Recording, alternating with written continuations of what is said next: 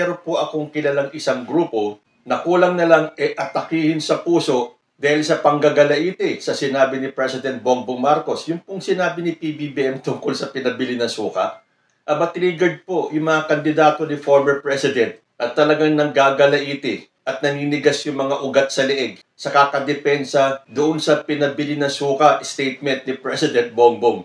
Oy, napanood niyo ba yung proclamation rally ng PDP laban?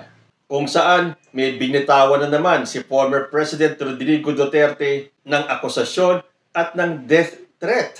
Unahin po natin yung kanyang sinabi tungkol sa pagiging bag na naman ni President Bongbong Marcos. Ayon po dito sa News 5, muling sinabi ni dating Pangulong Rodrigo Duterte ang aligasyong gumagamit umano ng illegal na droga si President Bongbong Marcos. Sabi po ni former President, mayroong isang presidente na talagang hindi naman buwang, pero yung bisyo ng droga, long-term yan.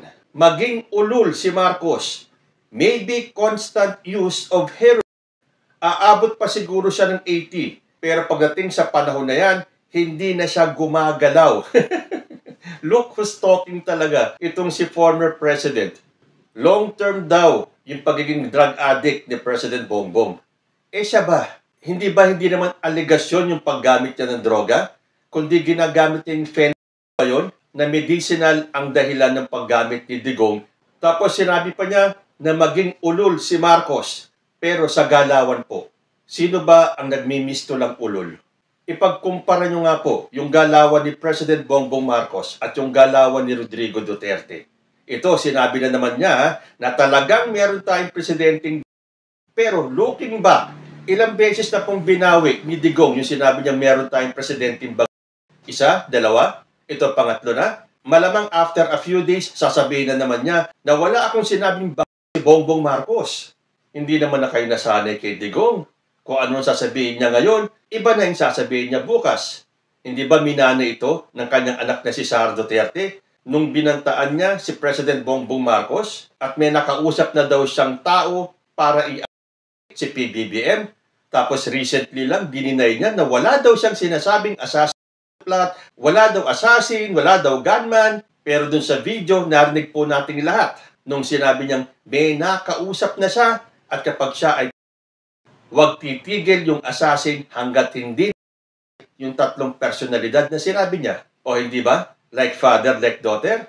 Ito kasing bang issue na to, talaga pong pinlano na ng grupo ni Duterte. Umpisa pa lang ng kampanya, ipinakalat na nila ang issue na si President Bongbong Marcos ay gumagamit na. Ngayon, hindi naman. Alam nyo naman ang Pilipino, madaling mapaniwala. Dahil kapag pinaulit-ulit mo ang isang kasinungalingan, nagmimistulang totoo. Kaya nga ang sigaw nila magpa-drug test si PBBM na ginawa naman niya bago pa yung eleksyon. Pero pinagpipilitan pa rin ng mga DDS magpa-hair follicle para bagang kapag nagpa-hair follicle si PBBM at naging negative, titigil na sila? Hindi po. Walang katapusan po ang paninira ng kampo ni Duterte kay President Bongbong Marcos. Ginamit nila yung issue ng droga at yung pagpapadrug test nung panahon ni Rodrigo Duterte. Dahil kung magre-research lang po tayo, ito nakita ko sa Inquirer dated July 30, 2017 nung sinabi ni Joe Masison that Duterte is #1. President Rodrigo Duterte as the country's #1 addict should be the most fitting target of the Philippine National Police in its violent crackdown on illegal drugs. Sabi po yan ni Jose Maria Sison. Sison sneered at Duterte's use of fentanyl, a highly potent opioid that the president allegedly uses to ease the pain from spinal injuries he incurred after a motorcycle accident. As an addict user of the opioid fentanyl, Duterte is the #1 in the Philippines and is the most fitting target of the police units that he has turned into death squads and corrupted with money and promotions. But many people, including his so-called diehard supporters, are waking up to the fact that the illegal drug trade continues to thrive even in Bilibid and that Duterte has been favoring certain drug lords by delivering the street market to them where the low-level pushers of other drug syndicates have been slaughtered. Sa isang speech sa Davao City, then President Rodrigo Duterte admitted in public that he took more than the required dosage of fentanyl because it not only relieved his pain but made him feel like he was on cloud 9. Pagmamalaki pang paliwanag ni Duterte, yung fentanyl, the doctor stopped it because they got mad. I'm supposed to cut it into 4 pieces. And there was a time na yung buo nilagay ko because more than just the disappearance of pain, you feel that you are on cloud 9. Para bang everything is okay with the world. Nothing to worry about. O yan, aminado si Duterte na siya sa fentanyl. Sinasabi nga niya, it makes you feel like on cloud 9. Para kang nakalutang sa ulap. At nung panahon na yon, may mga grupo ng personalidad, I think headed by Sonny Trillanes, na hinihiling na magpa-drug test si Rodrigo Duterte. Pero ginawa ba niya?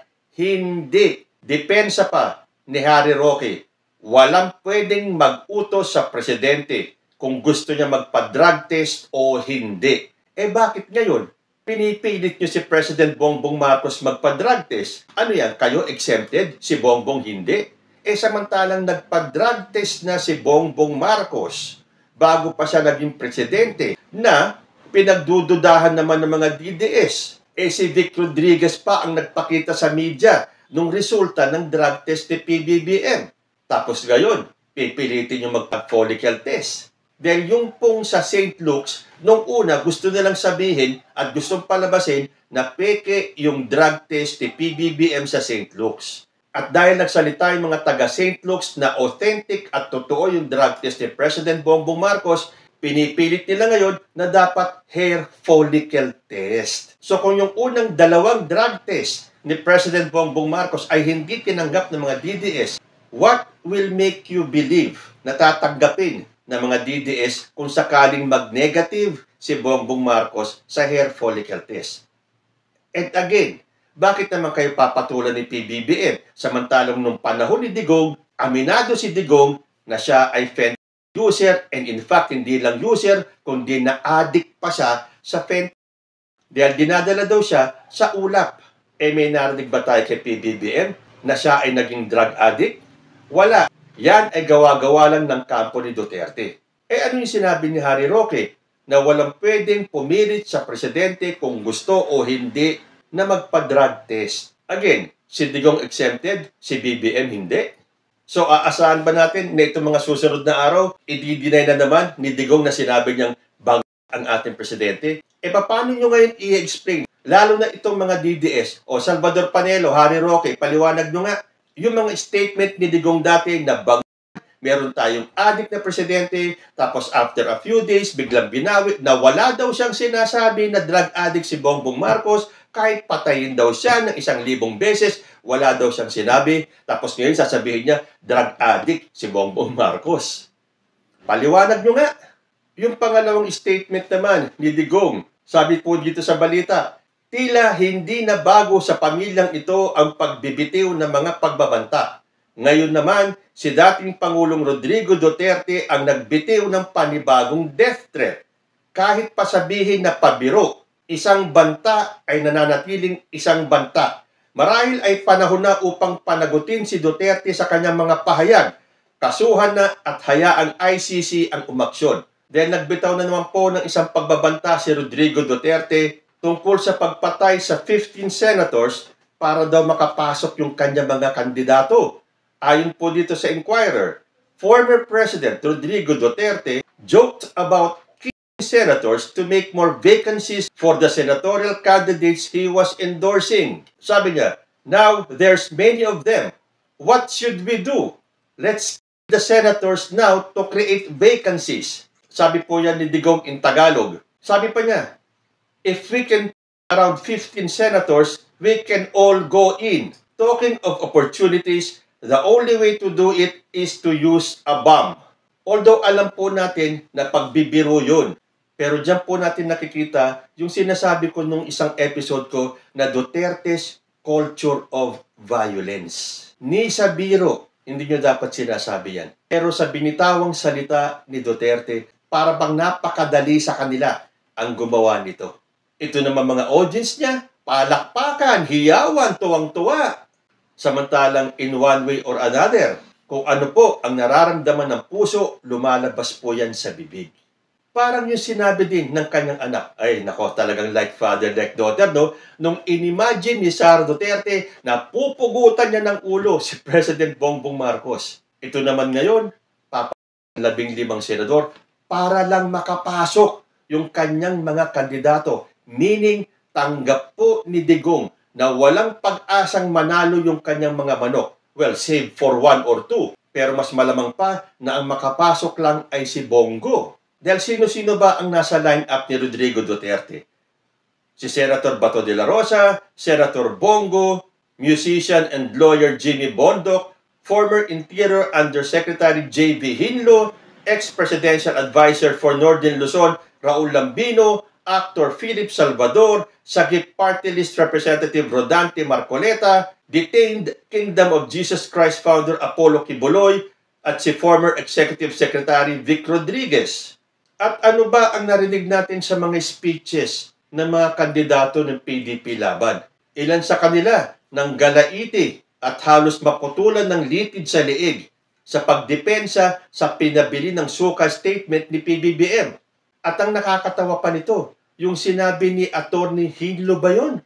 Na kung gusto nyong hindi ma-impeach si Sara Duterte, iboto nyo lahat ng kandidato ng PDP laban at tiyak, hindi na mai-impeach si Sara Duterte. So doon pa lang, pinapakita po ng kampo ni Rodrigo Duterte at ng mga kandidato nila na ang pinaka-top of their agenda is to save Sara Duterte from conviction sa kanyang impeachment trial.